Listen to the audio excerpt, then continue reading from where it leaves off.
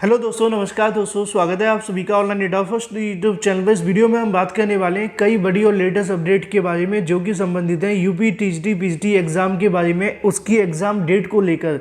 साथ ही हम बात करेंगे उत्तर प्रदेश के अंदर 54,120 पदों पर शासन आदेश यहाँ से जारी किया गया है, जिसके बारे में आपको पूरी जानकारी दी जाएगी। इसके साथ ही हम बात करने वाले हैं और भी कई बड़ी लेटेस्ट अपडेट। तो वीडियो को लाइक कर दें, साथ ही शेयर कर दें और चैनल को सब्सक्राइब कर लें, जिससे कि आपको रियल ऑथेंटिक जानकारियों की नोटिफिकेशन सबसे पहले मिलती रहें।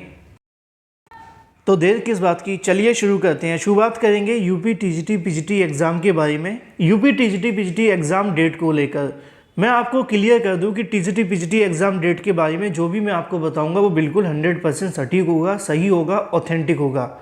तो चलिए मैं आपको बताता हूँ टीजीटी पीजीटी एग्ज़ाम को लेकर। आप जानते हैं कि टीजीटी पीजीटी एग्ज़ाम को लेकर बहुत सारी जानकारी आपके सामने आती हैं। किसी में कहा जाता है ये परीक्षा फरवरी में, तो किसी में कहा जाता है परीक्षा मार्च में होने वाली है, और किसी में अप्रैल के अंदर भी दावे किए जाते हैं। लेकिन अगर बात की जाए टीजीटी पीजीटी एग्ज़ाम को लेकर कि कब से आप सभी का एग्ज़ाम देखने के लिए मिलेगा, अगर आप सीरियस हैं अपनी परीक्षा के लिए और चाहते हैं कि टीजीटी पीजीटी के अंदर आपको एक सीट मिले, क्योंकि यहाँ पे सीटों की संख्या कम है, आपको मेहनत ज़्यादा करनी पड़ेगी। अगर आप फेक जानकारियों के चक्कर में पड़ेंगे तो आपको हो सकता है कि वो जानकारी तो आपको अच्छी लगे, लेकिन वो फेक जानकारी आपको आपकी एक सीट से दूर कर सकती है। ठीक है, अगर बात की जाए टीजीटी पीजीटी एग्ज़ाम को लेकर कि कब से आप सभी का एग्ज़ाम देखने के लिए मिलेगा, तो आपको डेडिकेटेडली अपनी प्रिपरेशन करनी पड़ती है। अब सवाल ये था कि टीजीटी पीजीटी का एग्ज़ाम कब होने वाला है, तो मैं आपको बता दूं कि वर्तमान में जो कंडीशन है आप उसको पहले समझ लें। टीजीटी पीजीटी एग्ज़ाम करवाने के लिए उत्तर प्रदेश माध्यमिक शिक्षा सेवा चयन बोर्ड का काम है, लेकिन बोर्ड इस परीक्षा को करवाने के लिए बिल्कुल भी तैयार नहीं है। क्यों नहीं है? क्योंकि उनके माध्यम से ना तो उनके पास सदस्य हैं और ना ही उनके जो चेयरमैन है उनकी मंशा है परीक्षा करवाने के लिए। सरकार और चेयरमैन की थोड़ी सी आपस में बनती भी नहीं है, तो ऐसे में कहीं ना कहीं सरकार इंतजार कर रही है कि यहाँ से चेयरमैन जो है वो रिटायरमेंट ले लें या फिर सरकार के माध्यम से नया आयोग बना दिया जाए।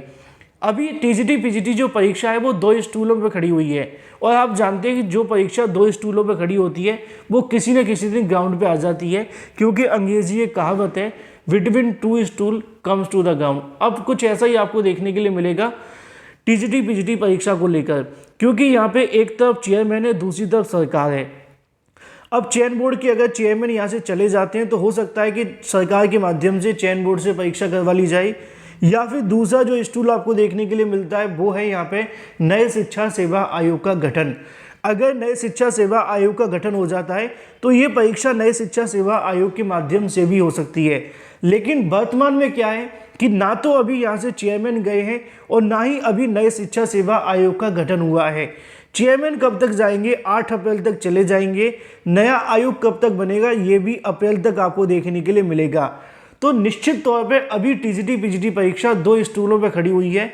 या तो ये परीक्षा 8 अप्रैल के बाद चयन बोर्ड के माध्यम से हो जाएगी, या फिर ये परीक्षा यहाँ पे नए शिक्षा सेवा आयोग के माध्यम से हो सकती है, अगर चयन बोर्ड का यहाँ पे भंग कर दिया जाता है और नए आयोग का गठन अप्रैल तक कर दिया जाता है। तो अब आप कहेंगे कि सर परीक्षा कब से होने वाली, ये बताइए। तो देखो, जैसा कि मैंने आप सभी को समझाई दिया है इन शॉर्ट कि 8 अप्रैल तक ये परीक्षा नहीं होगी। अब इसका मतलब ये नहीं कि आप लोग कॉपी किताब बंद करके बैठ जाएं और अपनी प्रिपरेशन छोड़ दें। 8 अप्रैल के बाद हो सकता है कि परीक्षा आप सभी की मई या जून के अंदर बड़ी आसानी से करा ली जाए।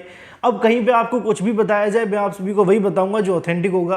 तो 8 अप्रैल तक तो ये परीक्षा नहीं होगी, ये सत्य है, लेकिन 8 अप्रैल के बाद में परीक्षा कभी भी हो सकती है, चाहे वो परीक्षा मई के अंदर हो या फिर जून के अंदर। अगर आप कहीं ना कहीं टीजीटी पीजीटी को लेकर टारगेट बना के चलें कि मई और जून में परीक्षा होने वाली है, तो 100% आप सभी को सफलता से कोई भी नहीं रोक सकता है। वर्तमान में जो कंडीशन है उसको देखकर यही लगता है कि टीजीटी पीजीटी परीक्षा मई और जून के आसपास ही होगी, या फिर इससे 1 महीने आगे बढ़ा दी जाएगी।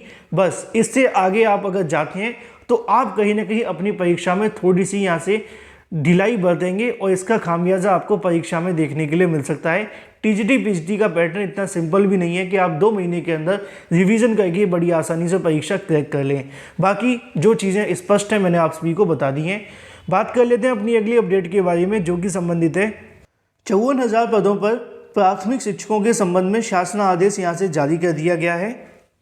जिसके बारे में जानकारी आप सभी को यहाँ से देखने के लिए मिल जाएगी। अगर बात की जाए प्रेषक की तो वो दीपक कुमार हैं जो कि प्रमुख सचिव हैं उत्तर प्रदेश शासन के अंदर।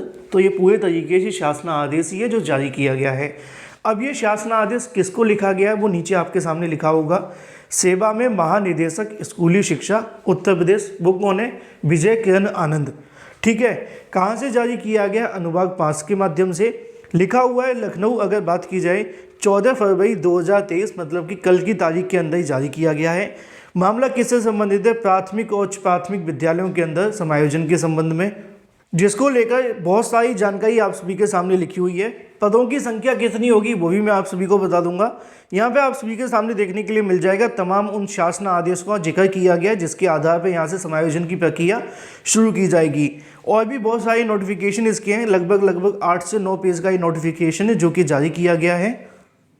सबसे अंतिम पेज के ऊपर आप सभी के सामने पूरा का पूरा डाटा भी देखने के लिए मिल जाएगा जो कि डाटा संबंधित है आप सभी के सामने यहाँ पर कार्यक्रम के बारे में कि कब से कब तक आप सभी की समय सारणी देखने के लिए मिलेगी। यहाँ पे आप सभी के सामने समय सारणी देखने के लिए मिल जाती है कार्यवाही की, देखिए इसके अलावा तारीखें लिखी हुई हैं। अगर बात की जाए एनआईसी के माध्यम से जो पोर्टल की शुरुआत आपको देखने के लिए मिलेगी वो यहाँ पे 20 फरवरी से लेकर आप सभी की जो शुरुआत है वो कर दी जाएगी। अगर बात की जाए यहाँ पे लॉगिन के संबंध में मानव संपदा पोर्टल के माध्यम से जो विवरण देखा जाना है उसका जो कार्यक्रम देखने के लिए मिलेगा वो 20 तारीख से लेकर 27 फरवरी के बीच में देखने के लिए मिलने वाला है। जिला बेसिक शिक्षा अधिकारियों के माध्यम से त्रुटियां जो सही की जाएंगी उसके संबंध में 14 मार्च 2023 देखने के लिए मिलेगा। सरप्लस अध्यापकों के बारे में जो जानकारी देखने के लिए मिलेगी वो 20 मार्च 2023। इसके अलावा अध्यापकों के संबंध में जो ऑनलाइन विद्यालय का विकल्प भरा जाएगा वो लिखा हुआ है कि 21 मार्च से लेकर 26 मार्च 2023 तक। इसी के साथ अगर बात की जाए बीएसए के माध्यम से जो काउंसलिंग की जाएगी वो यहाँ पर 27 मार्च से लेकर 6 अप्रैल के बीच में देखने के लिए मिलेगी जैसा कि लिखा हुआ है।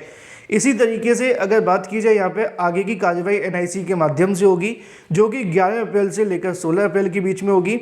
और एनआईसी के माध्यम से जो सॉफ्टवेयर बनाया जाएगा समायोजन को लेकर वो 18 अप्रैल से लेकर 30 अप्रैल के बीच में होगा।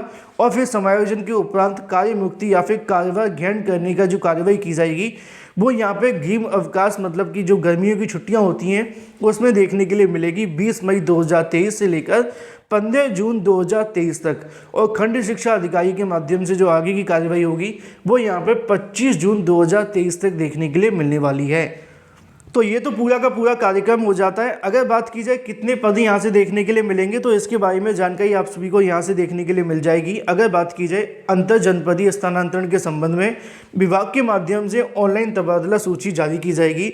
मुख्यमंत्री योगी आदित्यनाथ ने बेसिक शिक्षा विभाग के अंदर 54,120 शिक्षकों के अंतर जनपदीय तबादलों को संबंध में जो मंजूरी है वो दे दी है, जिसके अंदर 25,814 सहायक अध्यापक होंगे और 28,306 अध्यापिकां शामिल रहेंगी।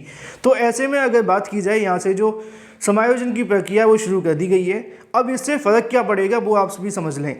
जैसा कि दोस्तों आप जानते हैं कि बहुत सारे ज़िले ऐसे हैं जहाँ पे शिक्षकों की कमी है और कुछ ज़िले ऐसे हैं जहाँ पे 1-2 शिक्षक ज़्यादा भी हैं। लेकिन इससे बेनिफिट क्या होता है कि यहाँ से जो कहीं ना कहीं जो भी यहाँ पे शिक्षक हैं अपना स्थानांतरण चाहते हैं तो उनको यहाँ से एक ज़िले से उठाकर दूसरे ज़िले में समायोजित कर दिया जाता है। अब अगर बात की जाए नई प्राइमरी शिक्षक भर्ती को लेकर, क्योंकि ये सबसे बड़ा मुद्दा वही है, तो नई प्राइमरी शिक्षक भर्ती के लिए अच्छी खबर इसलिए भी है कि सरकार के माध्यम से प्राथमिक स्कूलों के अंदर पहले प्रमोशन का कार्य शुरू किया गया। हालांकि उसको लेकर कुछ अभ्यर्थी अभी विरोध कर रहे हैं, लेकिन प्रमोशन होंगे तो आप जानते हैं कि शिक्षकों के पद और भी ज़्यादा खाली हो जाएंगे। अगर स्थानांतरण हो जाएंगे तो आप सभी जानते हैं कि किसी भी विभाग के अंदर जब नई भर्तियों के विज्ञापन जारी किए जाते हैं, चाहे वो कोई भी विभाग हो, तो वहाँ पे 2 काम किए जाते हैं। पहला पदोन्नति की जाती है जिसको प्रमोशन बोलते हैं, और दूसरा जो काम देखने के लिए मिलता है वो स्थानांतरण का, जिससे कि वहाँ के जो कर्मचारी है वो भी खुश रहें और स्थानांतरण होने के बाद में जो पद खाली बचते हैं उनको यहाँ पे भर्ती के माध्यम से भरा जाता है। तो ये नई प्राइमरी शिक्षक भर्ती के लिए भी अच्छे संकेत हैं कि पहले सरकार के माध्यम से प्रमोशन का काम शुरू किया गया और अब आप सभी के सामने जो शुरुआत की देखने के लिए मिलती है वो यहाँ पे हो जाती है समायोजन के संबंध में। और जैसे ही समायोजन और प्रमोशन खत्म होते हैं उसके बाद में नई प्राइमरी शिक्षक भर्ती का ही काम बाकी रहेगा, जो कि 2023 के अंदर 100% पूरा होगा। बस आप लोग अपनी प्रिपरेशन करते रहें। फिलहाल इस वीडियो के माध्यम से इतना ही। मैं मिलता हूँ आपसे अगली वीडियो में। Till then take care, tata bye bye. Thank you for watching this video.